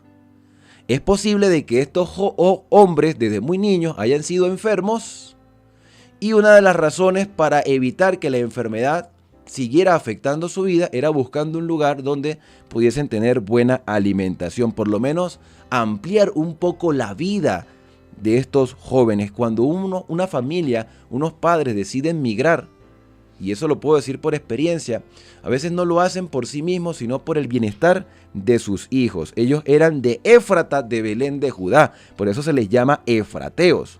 Llegaron pues a los campos de Moab y se quedaron allí. No dice cuánto tiempo vivieron. Lo cierto es que la desgracia siguió afectando a esta familia porque Elimelec, el jefe del hogar, murió. Y entonces Noemí se quedó sola con sus 2 hijos. Ellos comenzaron a crecer, se casaron, pero también murieron. El nombre de las nueras de Noemí, que eran las esposas de sus hijos, una era Orfa y la otra era Ruth, y ellas eran moabitas, como habían emigrado posiblemente hace muchos años.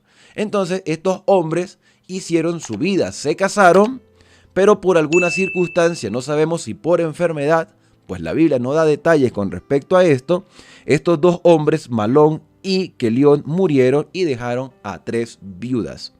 La mamá, Noemí, y a sus 2 esposas, Orfa y Ruth.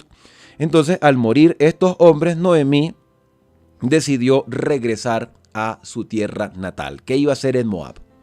Ya no tenía hijos, ya no tenía esposo, quería volver a su tierra natal, ya una mujer ya mayor. Versículo 8 dice, Noemí se levantó con sus nueras y volvió de los campos de Moab porque oyó que el Señor había visitado a su pueblo para darle pan. Posiblemente llegaron las lluvias o se acabaron las guerras, porque no creo que no haya llovido por lo menos en algunos años, solo que la condición de Israel mejoró posiblemente por la llegada de un nuevo juez, un nuevo libertador. Israel reflexionó sobre su condición por un tiempo y en ese tiempo de tranquilidad y de paz, Noemí, ya sin familia, decide volver a su tierra, al hogar de su familia, la casa que había dejado abandonada durante muchos años. Salió pues del lugar de donde había estado y con ella fueron sus 2 nueras que empezaron a caminar para volver con ella a la tierra de Judá. Pero por el camino, Noemí le dijo a sus 2 nueras, vuélvanse cada una a la casa de su familia, a la casa de su madre, vuelvan a su hogar y que Dios sea bondadoso con ustedes, como ha sido con los muertos y conmigo. Noemí era una mujer espiritual. Noemí no le reclama a Dios por la muerte de su esposo ni por la muerte de sus hijos. Noemí acepta la situación, le agradece a Dios y era tanta la experiencia espiritual que tenía Noemí que ella, incluso en esta circunstancia, ella decide que sus nueras se vayan a su hogar, es bondadosa con sus nueras, le permite a ellas que vayan a hacer una nueva familia, porque les recuerda que ya ella estaba mayor, que ya no podía tener hijos, les había enseñado las costumbres de Israel. Estas nueras estaban influenciadas por las tendencias israelitas.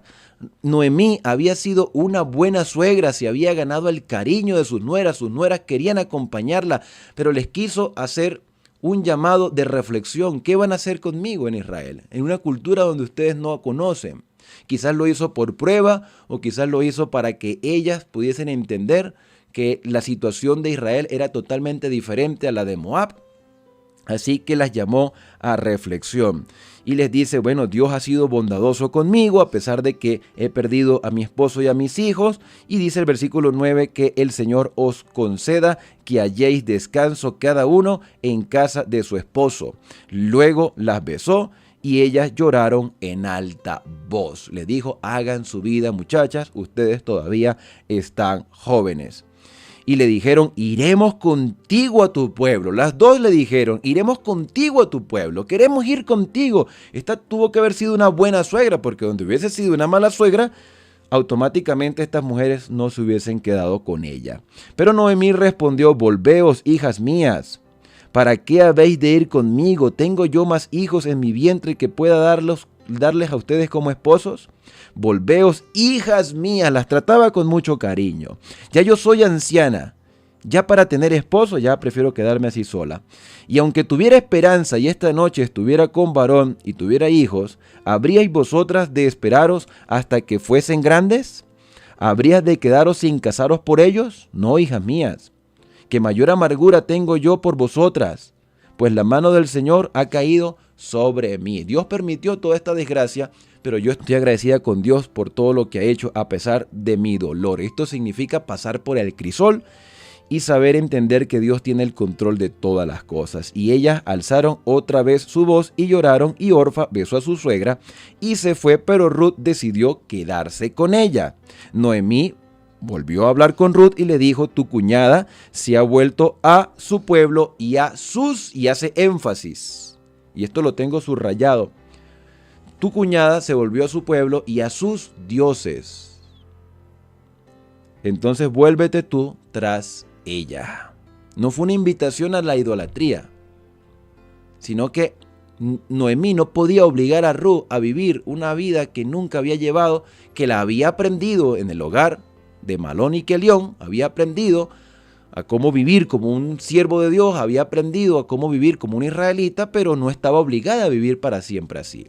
En este caso, Ruth tenía que tomar una decisión y Orfa decidió volver a su hogar, y Noemí le dice: ella ha vuelto, vuélvete tú con ella.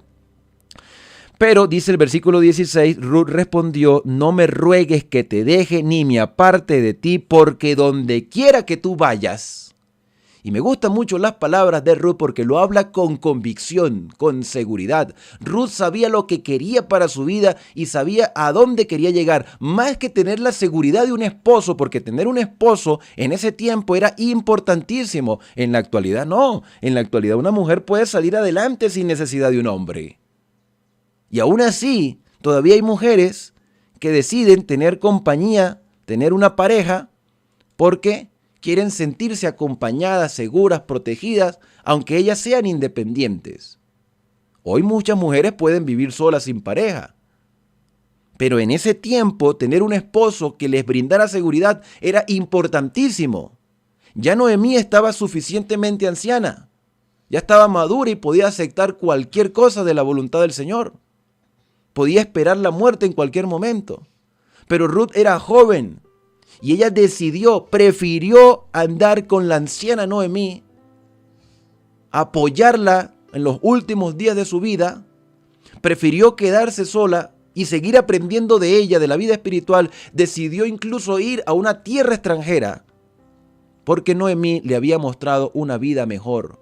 A pesar del dolor, del sufrimiento, de la tragedia, Ruth había aprendido en Noemí una perspectiva de vida diferente. Ruth fue atraída a la cultura y a la religión de Noemí. Por eso yo digo que esta mujer tuvo que haber sido la mejor suegra registrada en toda la Escritura.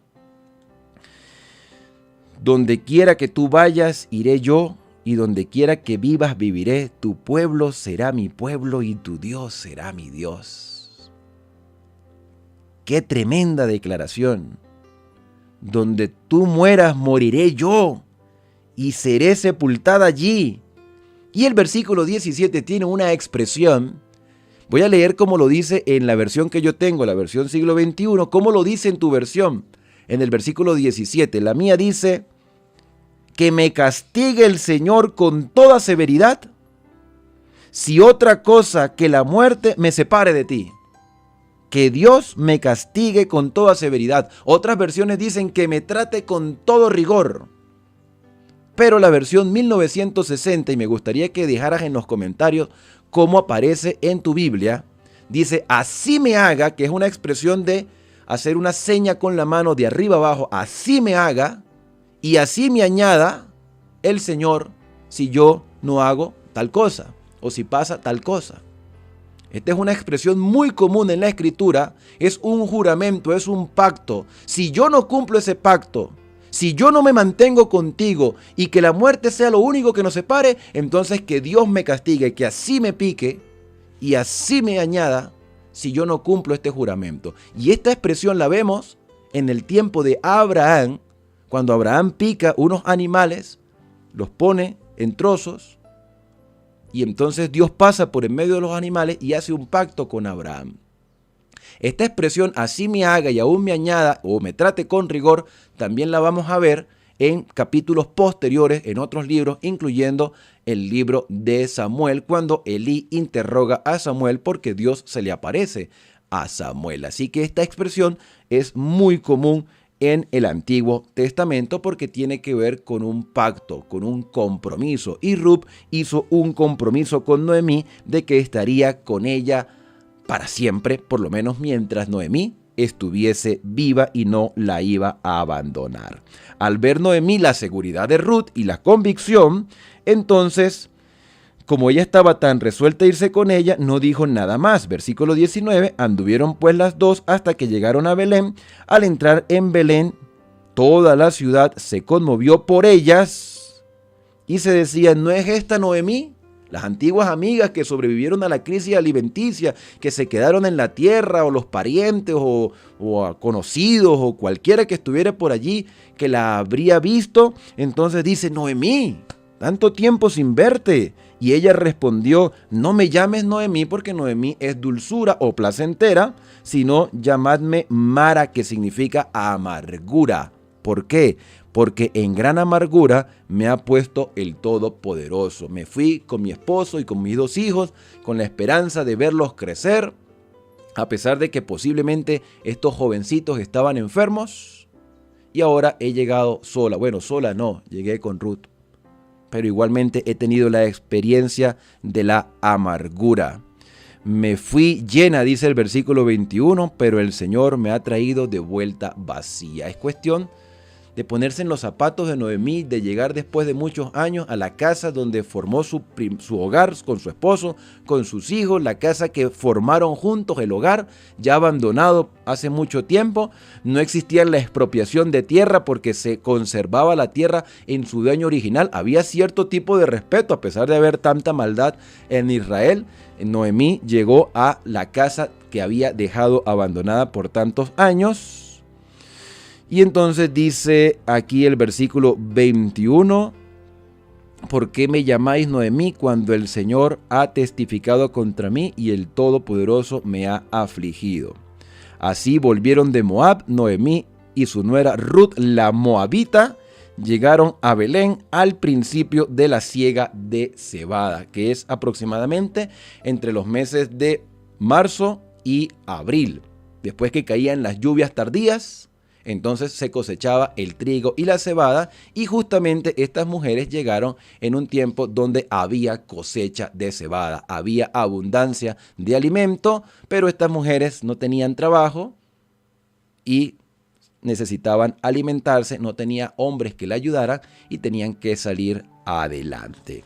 De esta manera hemos terminado con el capítulo 1 del libro de Ruth, que hasta el momento nos presenta la convicción de una mujer, Ruth la Moabita, que aceptó las creencias, aceptó la cultura, aceptó la vida de Noemí por el testimonio que esta mujer, a pesar de su experiencia triste, dio un buen testimonio y pudo captar en Ruth el interés de mantenerse en el mismo camino y en la misma tendencia de fidelidad a un Dios todopoderoso que había sostenido a Noemí a pesar de las adversidades.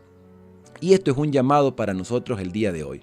¿Cómo está siendo nuestro testimonio en medio de la adversidad? Tú que pasas adversidades, que estás por dificultades, ¿cómo enfrentas las dificultades cada día? ¿Con quejas, con amargura, con tristeza, con dolor? Sí, posiblemente. Posiblemente porque nadie quiere estar mal y nos duele y nos entristece. Pero poder tener la seguridad de que Dios guía nuestros pasos y la actitud que mostraba Noemí en medio de su dolor fue lo que llamó la atención de Ruth. Y Ruth dijo y decidió, y por eso yo creo que es importante repetir las palabras de Ruth, que dice que Dios me castigue con toda severidad, si otra cosa que la muerte no me separe de ti. Donde quiera que tú vayas, iré yo, donde quiera que vivas, viviré. Tu pueblo será mi pueblo y tu Dios será mi Dios. Para que una mujer haya decidido este nuevo estilo de vida es porque estaba convencida de lo que había aprendido en la casa de su suegra. Y esto, por supuesto, es un mensaje de esperanza que nos permite dar un testimonio acertado de lo que Dios hace por nosotros, incluso en medio de la adversidad. Él transforma nuestra mente y nuestro corazón y nos hace tener una vida diferente por lo que Cristo ha hecho en nosotros, que nos ha dado el mejor testimonio de amor y de fidelidad Y no vamos a conseguir un testimonio más poderoso que el de Cristo en nuestra vida. Cuando Cristo nos transforma, somos una luz al mundo. Y no importa la adversidad, seguiremos siendo fieles al Señor. Bueno, de esta manera terminamos con nuestro capítulo explicativo por el día de hoy. Te invito a que podamos acercarnos con libertad a Dios a través de la oración.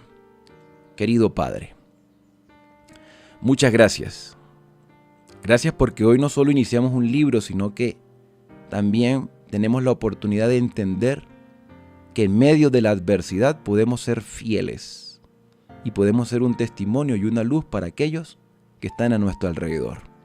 Noemí, en medio de su dolor, se mantuvo fiel a ti y le dio testimonio a Ruth para que ella, por decisión propia, decidiera vivir la misma vida que vivía su suegra. Esto nos indica, Señor, que solo la obra de tu Espíritu Santo puede transformar nuestra mente y convencernos de nuestra condición y aceptar lo que tú tienes para nosotros, que siempre será lo mejor, aunque vivamos en un mundo corrupto y lleno de dificultades. Sosténnos con tu Espíritu Santo y que por la gracia de Cristo, Señor, podamos seguir adelante hasta que pronto estemos en la patria celestial, cuando nuestro Señor Jesucristo venga a buscarnos y se pueda completar el precio de nuestra redención que ya fue pagado con la sangre de nuestro Salvador Cristo Jesús. Y ahora solo nos resta ir a nuestro verdadero hogar cuando Cristo venga en las nubes de los cielos. Son agradecimientos que te hacemos en el santo y bendito nombre de Cristo Jesús. Amén. Bien, y ahora al despedirnos decimos a cada uno: Dios te bendiga y te guarde. Haga resplandecer Dios su rostro sobre ti y tenga de ti misericordia. Dios alce sobre ti su rostro y ponga en ti paz. Que tengas un feliz sábado y nos vemos el día de mañana cuando continuaremos con el libro de Ruth.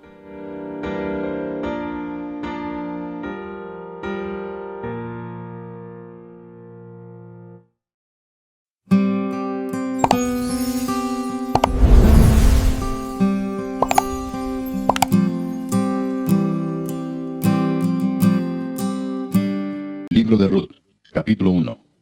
Aconteció en los días que gobernaban los jueces que hubo hambre en la tierra. Y un varón de Belén de Judá fue a morar en los campos de Moab, él y su mujer y 2 hijos suyos. El nombre de aquel varón era Elimelec y el de su mujer Noemí. Y los nombres de sus 2 hijos eran Malón y Kelión, efrateos de Belén de Judá. Llegaron pues a los campos de Moab y se quedaron allí. Y murió Elimelec, marido de Noemí, y quedó ella con sus 2 hijos, los cuales tomaron para sí mujeres moabitas. El nombre de una era Orfa y el nombre de la otra Ruth, y habitaron allí unos 10 años. Y murieron también los 2, Malón y Kelión, quedando así la mujer desamparada de sus 2 hijos y de su marido. Entonces se levantó con sus nueras y regresó de los campos de Moab, porque oyó en el campo de Moab que Jehová había visitado a su pueblo para darles pan. Salió pues del lugar donde había estado, y con ella sus 2 nueras, y comenzaron a caminar para volverse a la tierra de Judá. Y Noemí dijo a sus 2 nueras: Andad, volveos cada una a la casa de su madre. Jehová haga con vosotras misericordia como la habéis hecho con los muertos y conmigo.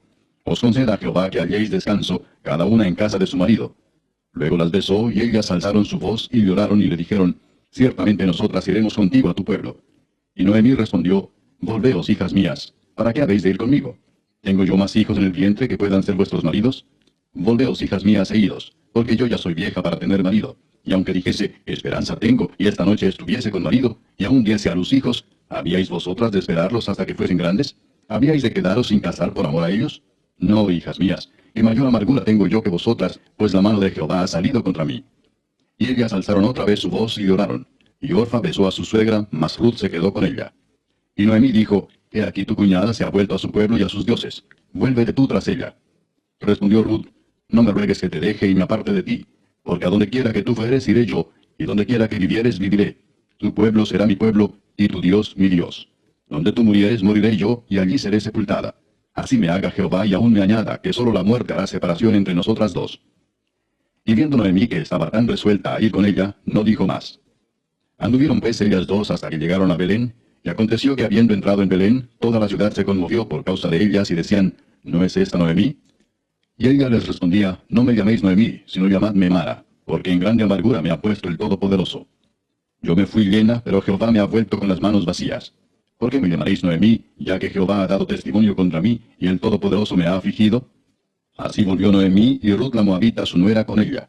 Volvió de los campos de Moab, y llegaron a Belén al comienzo de la siega de la cebada.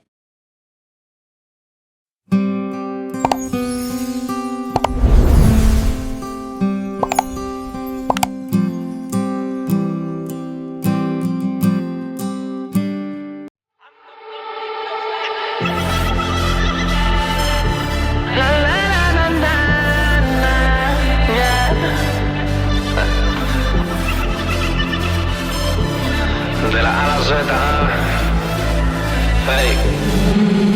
No sé tú, pero yo vivo mis segundos contrario al mundo. Y no sé tú, pero yo me enamoré de mi fe y del Dios que dice que aunque vivo aquí, yo no soy de aquí. Un día me voy de aquí.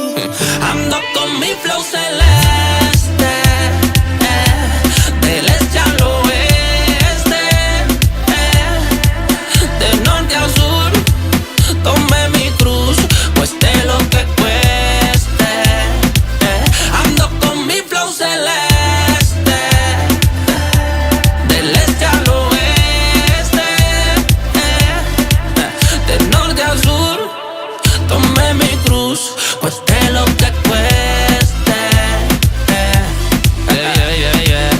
Felipe ya tengo soporte y la cruz es mi pasaporte. Ciudadano cristiano que no vive en vano y la Biblia siempre de transporte.